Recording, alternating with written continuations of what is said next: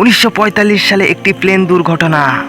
সবাই বলল নেতাজি মারা গেছেন, কিন্তু সত্যিই কি সুভাষচন্দ্র বোস সেদিন মারা গেছিল, নাকি আজও লুকিয়ে আছে এক ভয়ঙ্কর সত্য? জানবো আজকের এই ভিডিওতে। ভারতের স্বাধীনতার ইতিহাসে এমন এক নাম যাকে ঘিরে আজও রহস্য, আবেগ আর গর্ব মিশে আছে। তিনি হলেন সুভাষচন্দ্র বোস, যাকে আমরা নেতাজি নামে চিনি। আজকের এই ভিডিওতে আমরা জানবো তার জীবনের এক রোমাঞ্চকর, সংগ্রামী ও রহস্যময় অধ্যায়।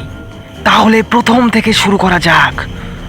1897 সালের 23শে জানুয়ারি কটকে জন্মগ্রহণ করেন সুভাষচন্দ্র। ছোটবেলা থেকেই তিনি ছিলেন মেধাবী ও দেশপ্রেমিক।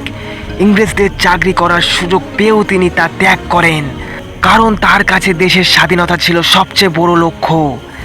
তিনি যোগ দেন ইন্ডিয়ান ন্যাশনাল কংগ্রেসে, কিন্তু খুব দ্রুত বুঝতে পারেন শান্তিপূর্ণ আন্দোলনের স্বাধীনতা আসা কঠিন। মত বিরোধীর কারণে তিনি দূরে সরে যান মহাত্মা গান্ধীর পাশ থেকে। 1939 সালে তিনি গঠন করেন ফরওয়ার্ড ব্লক, একটি নতুন বিপ্লবী সংগঠন। ব্রিটিশরা তাকে বন্দি করে, কিন্তু তিনি হাল ছাড়েননি। 1941 সালের এক অন্ধকার রাত, কলকাতায় একলেন রোডের বাড়ি থেকে গোপনে বেরিয়ে পড়তেন নেতাজি। ব্রিটিশ গোয়েন্দাদের চোখে ধুলো দিয়ে তিনি ছদ্মবেশে পালিয়ে যান। তিনি পাড়ি জমান আফগানিস্তান, সোভিয়েত ইউনিয়ন হয়ে পৌঁছান জার্মানিতে। সেখানে তিনি সাহায্য চান হিটলারের কাছ থেকে, শুধুমাত্র একটি লক্ষ্য নিয়ে, ভারতের স্বাধীনতা। পরে তিনি চলে যান জাপানে, সেখানে গঠন করে ঐতিহাসিক Indian National Army, Azad Hind Fauj. তার সেই বিখ্যাত আহ্বান, তোমরা আমাকে রক্ত দাও, আমি তোমাদের স্বাধীনতা দেব। এই ফৌজ নিয়ে তিনি ব্রিটিশদের বিরুদ্ধে যুদ্ধ শুরু করেন। আজাদ হিন্দ ফৌজ ভারতের মাটিতে প্রবেশ করে, বিশেষ করে উত্তর পূর্ব অঞ্চলে। যদিও শেষ পর্যন্ত তারা সফল হতে পারেনি, কিন্তু এই আন্দোলন ব্রিটিশ শাসনের ভিত কাঁপিয়ে দেয়।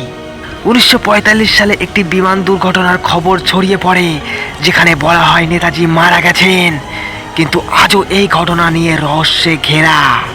অনেকে বিশ্বাস করেন তিনি বেঁচে ছিলেন, কোথাও লুকিয়ে। ভিডিওর শেষ অধ্যায়ে একটি কথাই বলবো, নেতাজি শুধু একজন নেতা নন, তিনি একটি অনুভূতি, একটি আগুন, যা আজও আমাদের হৃদয়ে জ্বলছে। তার জীবনের এই রহস্যময় অধ্যায় আমাদের বারবার প্রশ্ন করে, তিনি কি সত্যিই চলে গেছেন, নাকি আজও কোথাও বেঁচে আছেন আমাদের হৃদয়ের মধ্যে? তো বন্ধুরা, এই ছিল আজকের ঘটনা। নেতাজির এই রহস্য নিয়ে আপনার কি মতামত, সেটি অবশ্যই কমেন্টে জানাবেন। আর ভিডিওটি ভালো লাগলে অবশ্যই ভিডিওতে একটি লাইক করে চ্যানেলটি সাবস্ক্রাইব করে পাশের ঘন্টাটা বাজিয়ে রাখবেন, যাতে এমন ঐতিহাসিক গল্প আপনারা রেগুলার শুনতে পারেন। আজকের মতো বাই, দেখা হবে অন্য কোনো ভৌতিক বা রোমাঞ্চকর ঘটনা নিয়ে।